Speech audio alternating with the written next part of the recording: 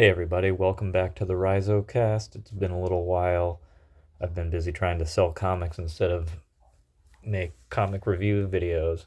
Anyway, a while back I reviewed Jason Kriter Toyboy #1, and I was going through a box of comics that I bought when I was in middle school or whatever, and I found issues 2, 3, and 4, which I'm not even certain that I ever read. I had no memory of having read this book at all.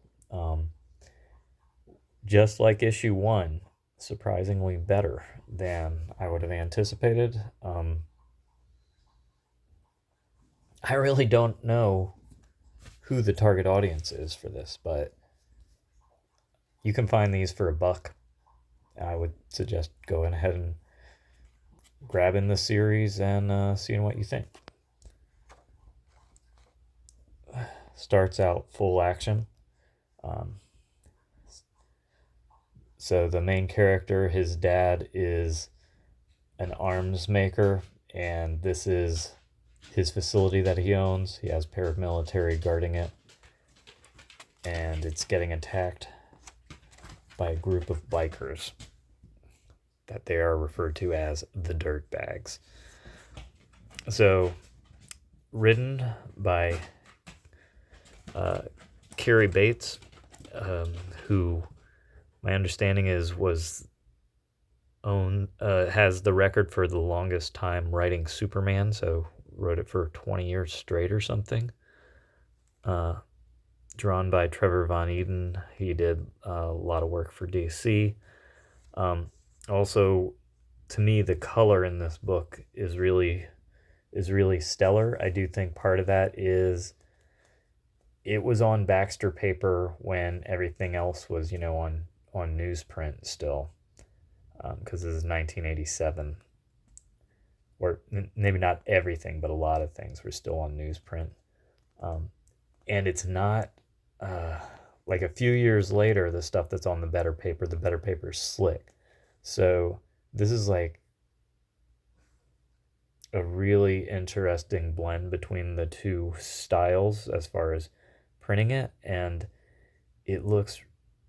I really like the coloring on here a lot. I think this person's undersung, Liz Barub, that I looked her up, and she did coloring for a lot of places. She did coloring for Archie and DC. So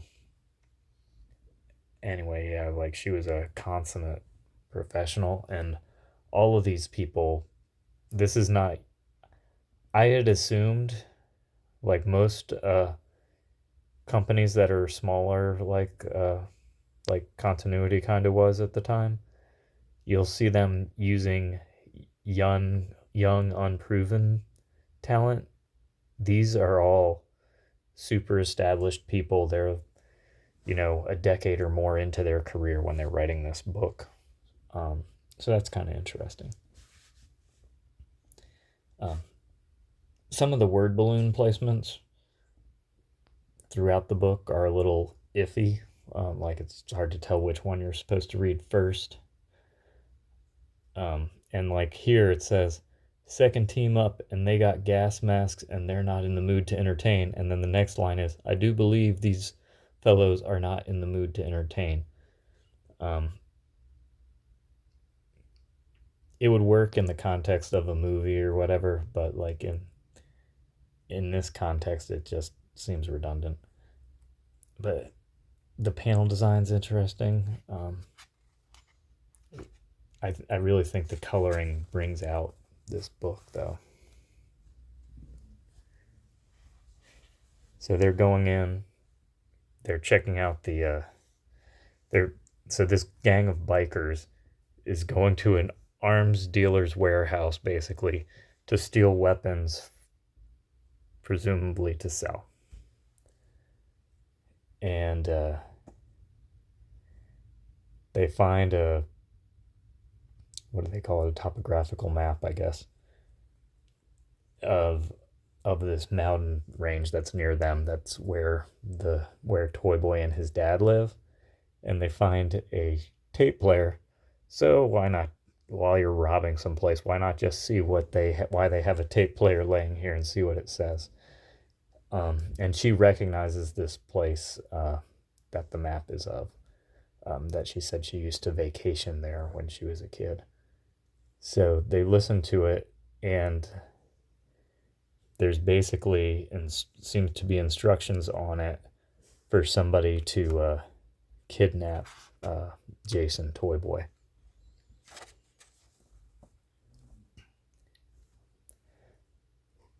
So anyway, cut to Toyboy's house. Dad's talking to him.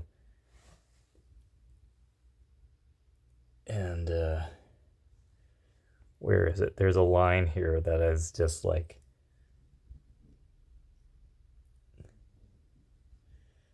so ridiculous. Here we are. When the meeting is over and you get down from Toy Mountain later, we'll catch Hill Street Blues together, chips and dip and Coke, okay? There is Hill Street Blues. I was probably about the age of this kid when this was made.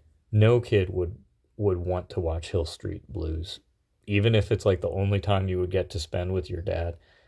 No possibility. Miami Vice, yes. Hill Street Blues, no. So there's a plan to this mountain that they live on that he bought. They're going to convert it into an amusement park. So they go.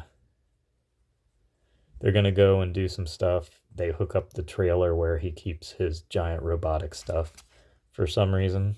I guess because they need to for the plot of the story to go on. And they're driving. All of a sudden he has to crash because there's a bulldozer that was working on construction that's flipped over. She's like, oh, I noticed there was a payphone half a mile back, so I'm going to go there and try and call for help. Meanwhile, Jason's like, I'm going to use my robotics stuff to clear the road.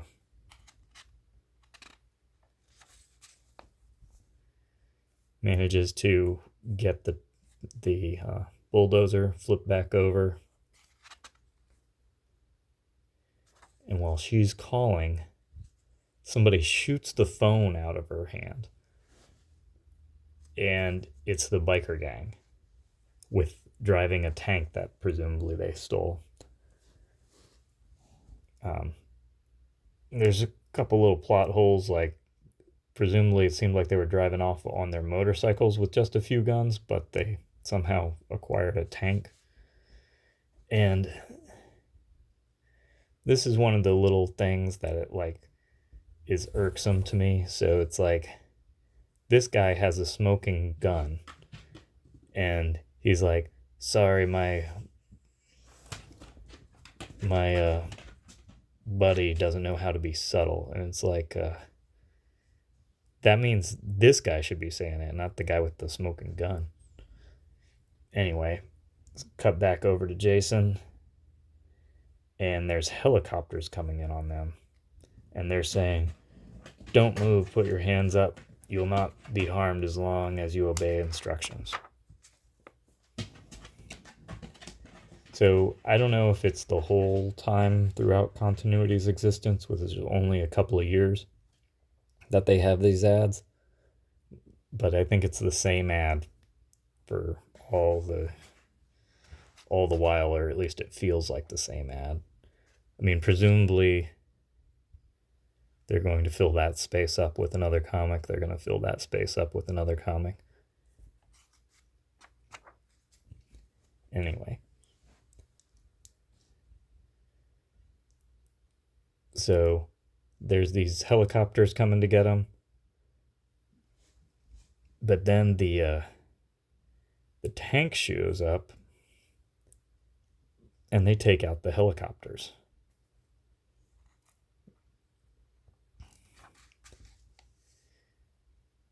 And then, I guess because the Road Warrior had come out recently, they knocked this guy out. They knock out the chauffeur with a boomerang. And then they grab Toyboy. They leave the chauffeur. They got Toyboy, and they got his tutor. And they take off. and his little robot friend is following him. And then we cut over to the dad in the mansion. Bucky O'Hare t-shirts. Megalith #1 coming out.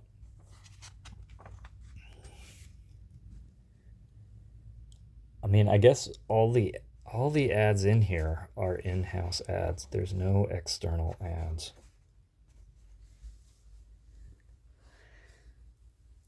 So these are high up corrupt government people that he's arranged a meeting with.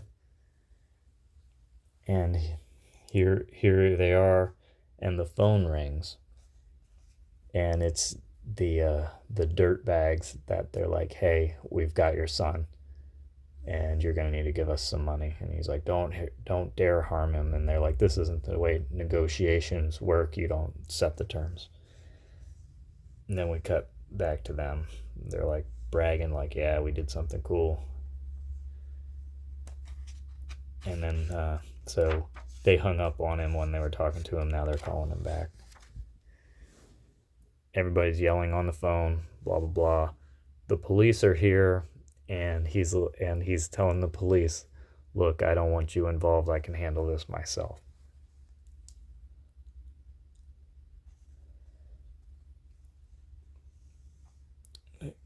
And so he actually calls the president to talk to him about the situation, which is kind of funny and ridiculous. So back to Jason and the dirt bags. They're all like revealing what their nicknames are and blah blah blah. And then here comes the reveal, which is, "You are here for your own protection. We have something to tell you." "Yeah, something you ain't gonna like. You've been double-crossed, kid, by someone real close to you." And they're like, "We heard a tape, Jason, on of a garbled voice giving instructions to your failed kidnappers." So they were not in cahoots with the helicopter guys. The helicopter guys were supposed to be the kidnappers. "The voice was electronically scrambled, impossible to identify, but the information was so accurate it had to be someone on the inside, like maybe the chauffeur from the back road, or maybe this lady here." And Jason's like, "What? No way." And he goes, "There may be other possibilities, but the chauffeur and Samantha are our best bets unless what? Unless my own dad had me kidnapped?" Which means the kid already knows that his dad is not on the up and up, and he's suspicious of him. And see, the kid's touching his watch here. See, a lot of comics, they would over-explain him touching the watch. This, you have to know what's going on. He touches his watch. The giant robot's activated. And he's getting into the driver's seat of his giant robot thing. He's taking on these dudes.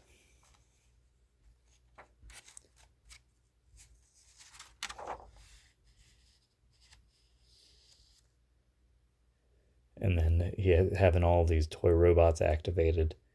And then it ends to be continued on a cliffhanger. We don't know if the dad is in charge of the kidnapping or was in charge of another kidnapping, or if he knows that this is different kidnappers than the ones he hired. We don't even know for sure that the dad is who did it. It could have been one of those other government dudes trying to get leverage. So a lot of mystery here, and I'm actually kind of excited to find out what happens in this story that I feel like very few people have read or are fans of. I still have never seen this book in person. I probably should check eBay, find out if it does exist. Because you do see a lot of continuity books in cheap bins.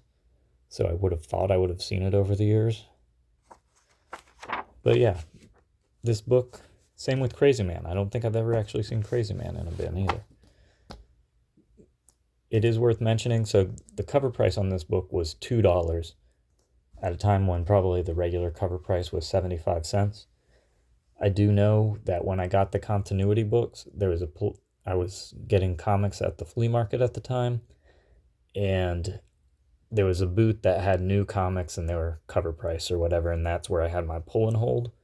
And then a little ways away, there was a place that I assume he had a comic shop, and whatever he got too much of, he would bring there, and he would be selling them off super cheap. So I would get these at a 3 for $1 price. I don't even think they stocked Continuity at the regular place where I had my pull and hold. But yeah, cool, interesting book. I'll probably be doing some episodes with the rest of the series soon. Thanks for hanging out.